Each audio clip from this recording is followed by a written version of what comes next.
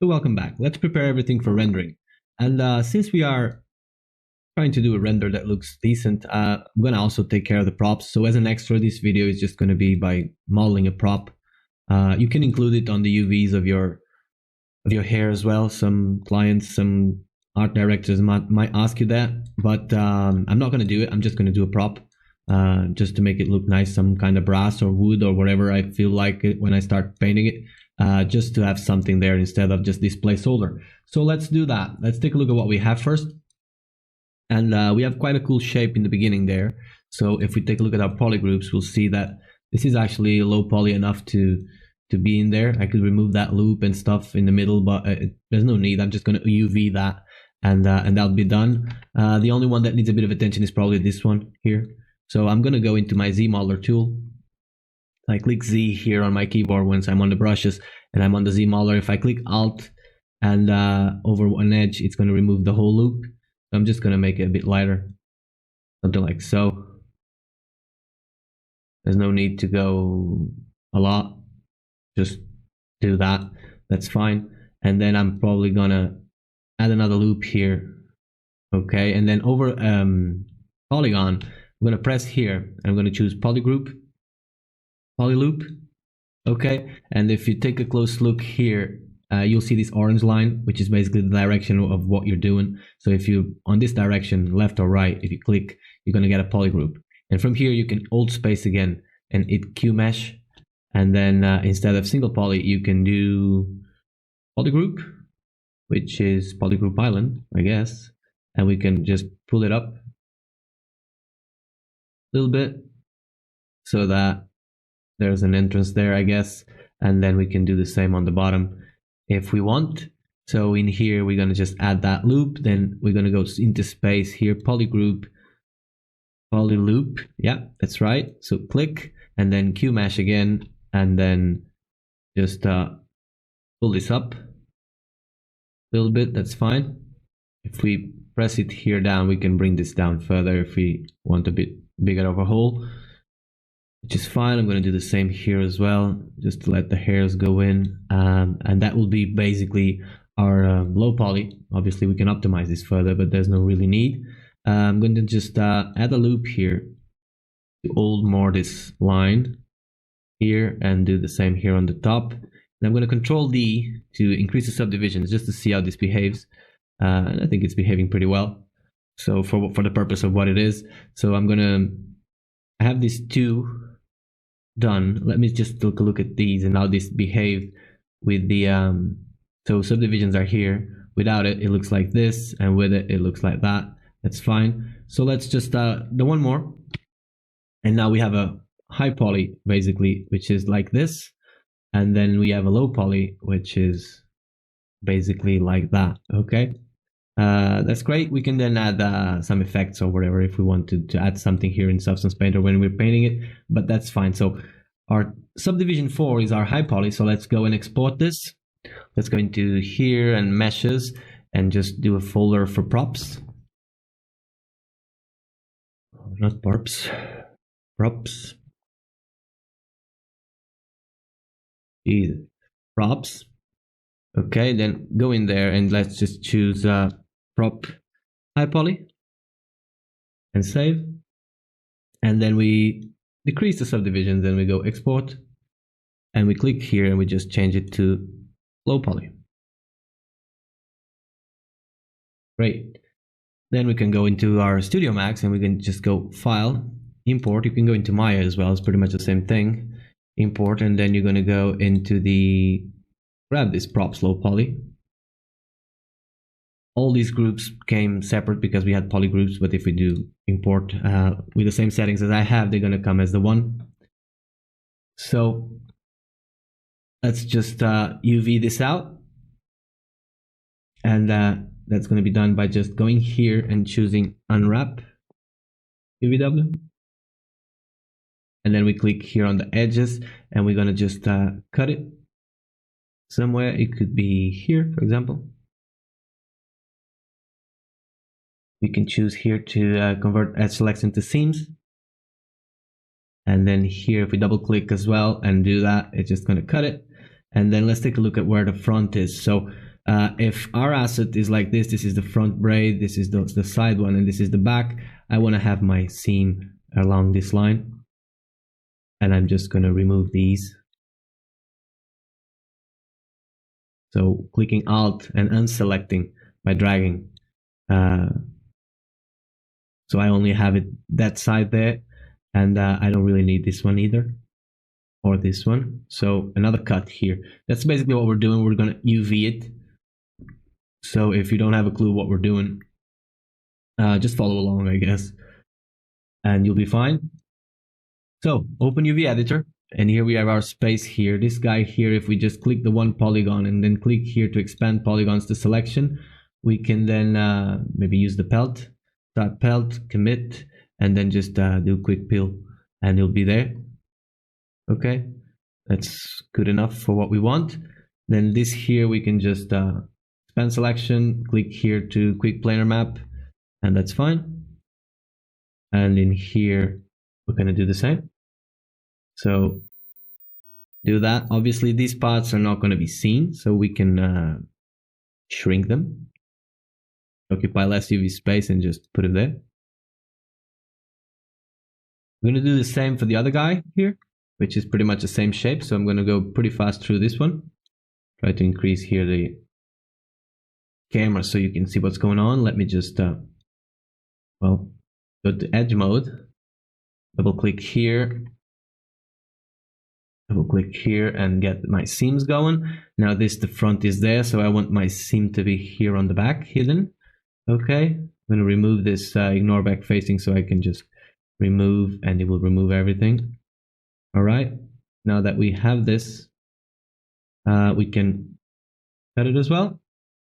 And then same procedure, so click one polygon, expand, we can pelt to start pelt, okay, commit, and then come here, quick peel, rotate this, get it somewhere, get this guy, quick planar map, if it works, yeah, it does, all right, and then this one here, which is the last section there, we can just do the same, and again, we're gonna grab these two, shrink them. I'm clicking R, okay, I'm changing between this and that is basically Q, W, and R, okay, that's all there is to it. And so here, grab this guy, here, grab this one, put it there, just to see what's going on. And now this is the cylinder there, so let's take a look and see what we can do about this one. It's pretty much the same logic. So let's do that. Let's grab this and cut. Let's grab that there and cut. Let's try and find, so if I'm facing forward like so, I want to give it the cut here against the scalp, so I'm going to do that, and I'm going to just remove those there and that, and that's fine. So just the one side is cut, so we're going to do that. Go to polygon mode again, click here, expand polygon selection, go pelt, start pelt, commit, quick peel, rotate it a little bit, and we're home free, and then double click there, get the planer going, shrink it a little bit because we don't need it, and then this one, do the same, yeah, shrink a little bit, and that's fine. And well, I've been shrinking them. Now I can actually just click here to pack custom. It basically will automatically pack the UV for you. There's no need to make it smaller, to be honest. So everything is basically in accordance with each other. If you want to check your UV, you can click the check pattern checker. Okay, this will give you a squarish texture for you to see if your UV is working fine. If you actually enlarge this a lot, you can see the squares, and if the squares are kind of square, then it's great. If it's all distorted, then you messed up, you need to restart. Okay, so since that is done, let's just Control Z this out. We have our UVs done and we're ready for baking. So let's do that by just right clicking here, converting to editable poly, then going to file, export, selected, and inside the props, we're going to do an FBX file called props low poly. Okay, and it's save, and everything should be fine. So click OK, and we're going to go into our scene here in Marmoset Toolbag. Okay, I have my eyes here. I'm just going to hide everything here. I'm going to go File, Import Model, and we're going to go into Meshes, Props Low Poly.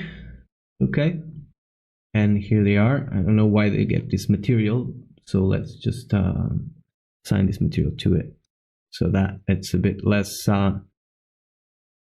crazy.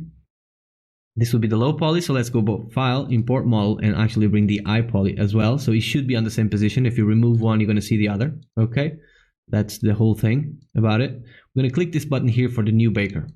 And we click this new baker, we're going to put the eye poly onto the high and the low poly onto the low. Okay. In the baker, we're going to choose the samples to be like 16. We want the normals and we want the ambient occlusion. That's basically the two things we're going to bake. But let's start with the normals first, and let's start with just the 1024 by 1024 just to test it. We're going to choose a spot to leave the document. It's inside the props, which is fine. So I'm going to just call it props, and then Marmoset Toolbag will give it the name for me afterwards. So if we do that, we should be able to go here and just bake. Okay, and now we're going to duplicate this material. There's metalness, so I'm going to hide the high poly. I'm going to assign this material to here, and I'm going to go grab my normal map and see how this is working. So if I come closer, I'll see that maybe this is lighting issues, or maybe this is an artifact from my normal, or maybe it's actually my high poly map. So if my high poly as this, so it's going to show, but this part doesn't really show on the on our assets, so you're not going to see this part, so that's fine. Let's just go back here to the low poly and increase a little bit the cage.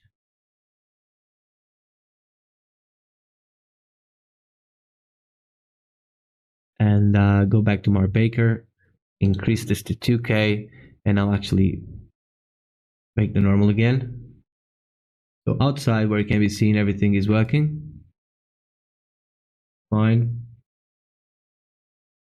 Looks fine here as well. Yeah, the same issue inside, but there's going to be hair there, so that's fine. That was just me being lazy in Marmoset Toolbag. Okay. There's one issue, which is I'm baking with my Y flipped, okay, and then I'm looking at it with my Y normally. So that's why there's a sim here. If you can see, if your eye is trained enough, you're going to see there's a sim there. But if you do this and flip the Y, you're going to see that the baking is actually nice. So that's all there is to it, and it's going to look okay. So let's go bake here. Ambient occlusion, we're going to bake it as well. This one takes a bit of time normally. So we're going to bake, pause the video, and back once it's done. So in here, we're just going to grab the albedo map and grab the props AO and place it on the albedo just to see how that looks. And that's basically all the maps you're going to need in order to go to Substance Painter with this and give it some sort of smart material that looks nice in Marmoset Toolbag and Unreal. Okay, so that's it. Let's do that.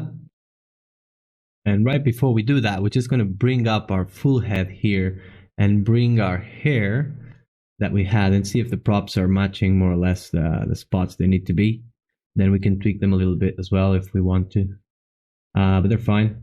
Okay, and they're baked, so we're good. Let's go and texture this out. So here we are in Substance Painter. This is a bit outside of the scope of the tutorial again, but anyway, this is Substance Painter. If you don't have it, you should. This is a great tool for texturing. I'm going to go to File and It New. And then in here, I'm going to select a file to work on. So I'm going to go with my meshes here, props low poly. Document resolution 2K is more than fine for this the size of the asset. And I'm going to add here the props AO and the props normal maps that I baked. And I'm going to hit OK. I'm gonna wait a little bit, and here we are. So on the texture set list, this is the name of the prop. So we can just double click here and choose props. On the texture set settings, we can see that we can select the normal map here, and then we can go into our AO and select our AO here. And they should be now onto our asset there. Now we need to bake the rest of the maps, and for that effect, we're just going to hit the bake mesh maps button there. We don't need the normal anymore, nor the occlusion. We don't need an ID map, and the rest we can bake. The rest we're going to put the size of the document, so 2K. We're going to use the low poly mesh as iPoly mesh because these maps will take in consideration the other maps we baked, and so this is just a quick way to bake it. And you can just select the textures, and it's going to bake everything for us, curvatures and thickness and all that. And now we have all the maps that we need in order to just create a smart material here to help us out. I'm going to focus on just the one here to see what's going on and just assume that the rest is going to work. So if we go to our layers here and we go into our smart materials, you might have a lot, you might have more or less than me, it doesn't really matter. I'm going to use like this is a creature teeth smart material, which is actually looking nice. I'm going to try and see if this works with what we want.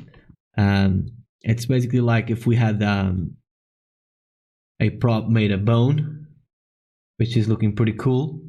I guess I'm going to stick with it so that it's just fast and it works. So we could use, I mean, anything. You could use bronze here instead of that if we remove it. Okay, we could use the cobalt, copper, even leather, why not? Whatever.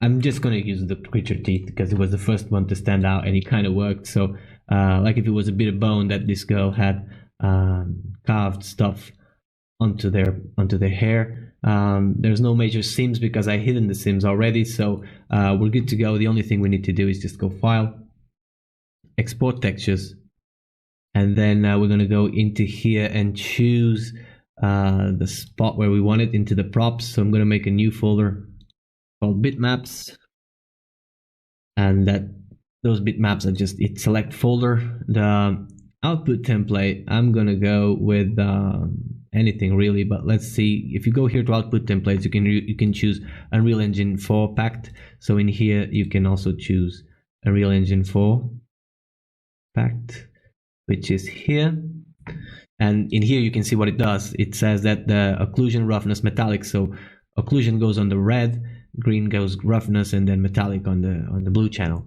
Then we have one that is just for the normal, one that is for emissive, which doesn't apply on this case, and the base color actually has an alpha onto it if necessary. So that's all there is to it. The file type is going to be probably, it could be a Targa, why not? But I'm just going to go with JPEG. It's the same 8 bits. That's fine. Dilation infinite. The size, it's going to be 2K. That's what I want. And so let's export. Bam, it's done. And let's just see if we have our texture. So if we go into here and drag it over, and in our props, we have the bitmaps folder, and we have the 3 textures we need. Awesome. Let's get to the next video where we're actually going to implement this on the different rendering engines.